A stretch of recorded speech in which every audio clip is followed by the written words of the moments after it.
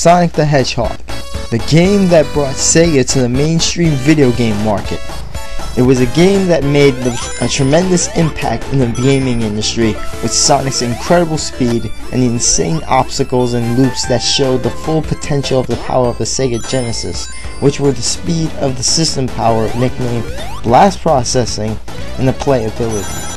It's very challenging, but with a game like this, you can get used to the challenge. The game has a nice soundtrack as well.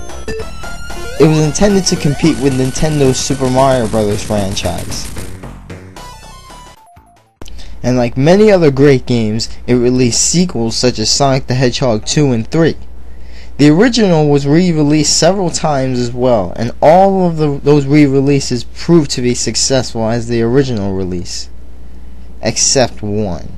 To continue commemorating Sonic's 15th anniversary and in an attempt to undo the damage that Sega did with the new Sonic the Hedgehog game on the Xbox 360 and PlayStation 3, Sega released a port of the original Sonic for the Game Boy Advance, known as Sonic the Hedgehog Genesis. It was intended to have the same gameplay with a few new features. Was it successful? Well, not quite.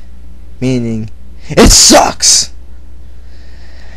And this is coming from personal experience, because I bought the game for 20 bucks. I was hustled. It sucks because it has way too many fucking problems, and I'm gonna tell you what those problems are. But first, let me explain this.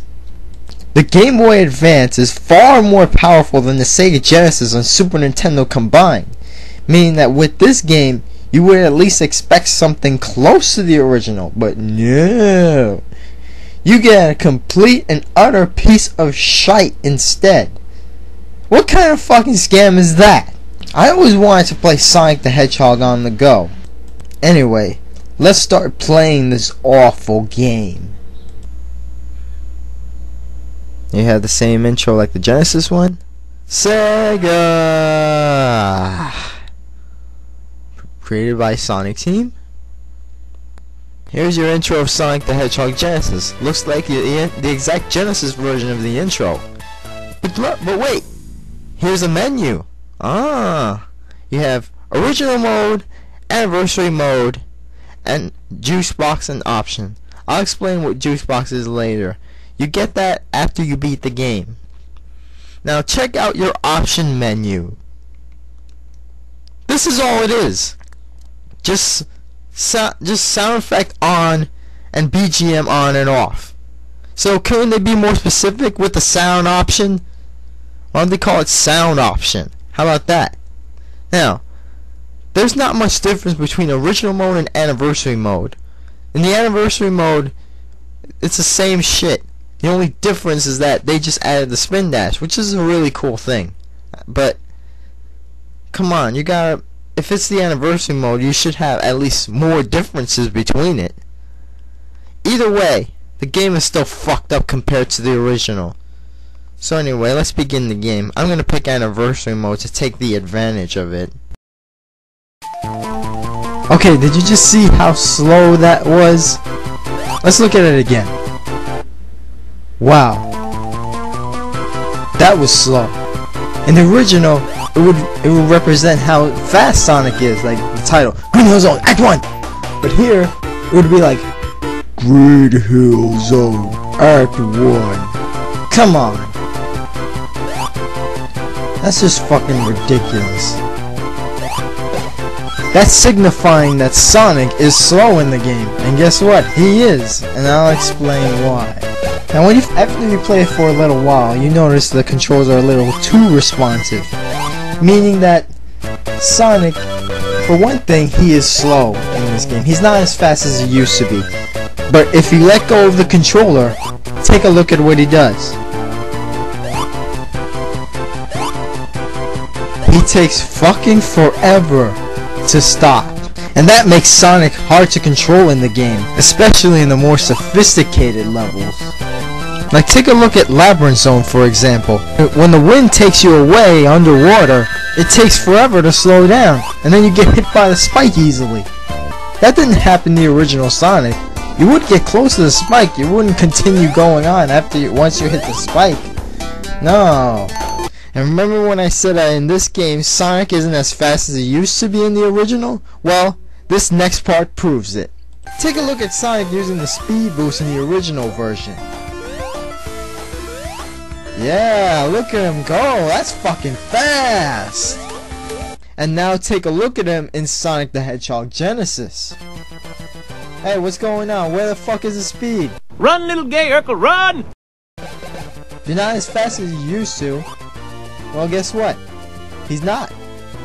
The only difference is that the music speeds up.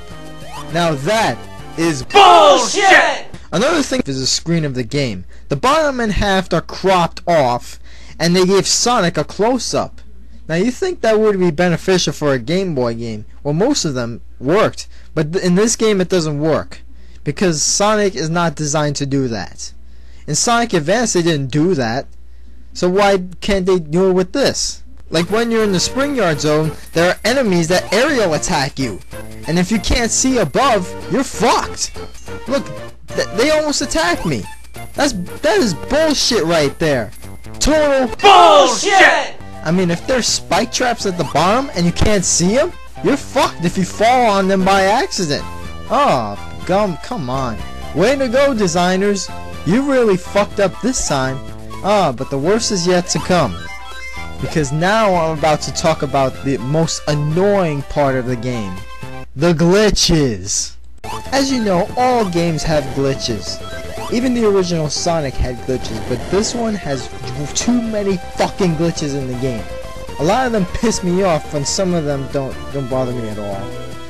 In this game, you can walk through walls, get stuck at places. You can even die at random places, like in the Starlight Zone, when you're standing in between blocks and the stairs go down, you die instantly. Now that is bullshit! Especially after all the hell you've been putting through in this game. And when I first saw that, I was like, what the fuck happened? I was stunned when I saw that shit. I couldn't believe my eyes. Shit, that didn't happen in the original. You know what's the worst glitch of them all? The collision detection. You see that very often in the game. That is the worst part about this game. I hate these fucking collision detections that happen in the game. They piss me off, especially when I'm trying to play. And they lack the Sonic speed. Come on! With all these collision detections in the game, I won't be able to have fun with Sonic. Especially in the Labyrinth Zone when you're slow and there's collision detection everywhere, you get so fucking pissed off. Oh my god!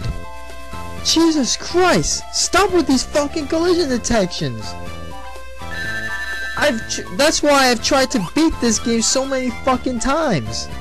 Believe me, you don't want to know how many tries I've been through. Take a look at when you're using the R switch in the special stage. It keeps on going back and forth. In the original it didn't do that. You have to press the R switch to change, then press it again to change it again. That makes it hard to control in the bonus stage.